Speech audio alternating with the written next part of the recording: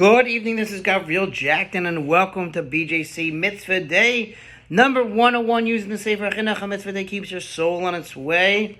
The prohibition to tear the me'il, which is one of the special garments of the high priest, and you're not allowed to do it, not allowed to tear it. Now, this mitzvah is also found in the second book, the book of Shmos, in Parshas Tetzaveh, and it's a short one.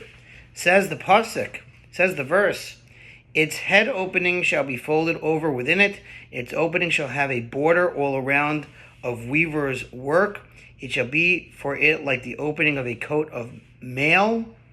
It shall not be torn. I would like to honor in today's mitzvah Robert Seaman. Thank you for joining us, Robert.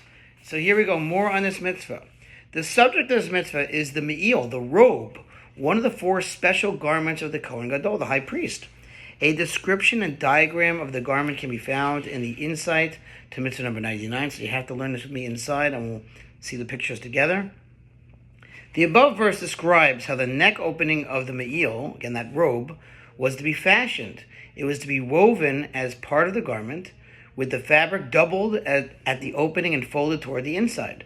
This reinforced the opening and would prevent it from tearing. The last words of the verse, Lo yikareya, it shall not be torn, aside from representing the reason for the reinforced weave at the neck opening, also constitutes a separate prohibition to tear the area of the neck opening of the me'il. We are commanded not to cut the neck opening of the me'il of the Kohen Gadol, the high priest, as it is stated with regard to this opening, quote, it shall not be torn.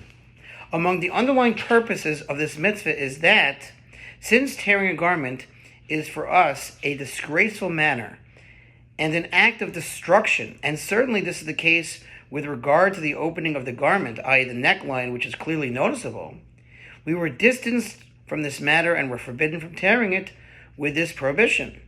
This is in order that the Kohen Gadol, the high priest, who wears the me'il, that robe, should wear it with a feeling of awe and trepidation, and will treat it gently and with reverence, for he will fear to tear it or destroy any part of it. This mitzvah applies in the time of the temple, when the temple is standing, God willing, speedily in our days, and it applies to both men and women, meaning to say that anyone who tears the opening of the me'il, whether a man or woman, or even if he cuts it with scissors, if he has done so deliberately, incurs the penalty of lashes. My friends, that concludes Mitzvah 101. Told you it was short and sweet. Thanks for listening to Sponsor Feature Mitzvah 36. 100 for the gold. See you tomorrow.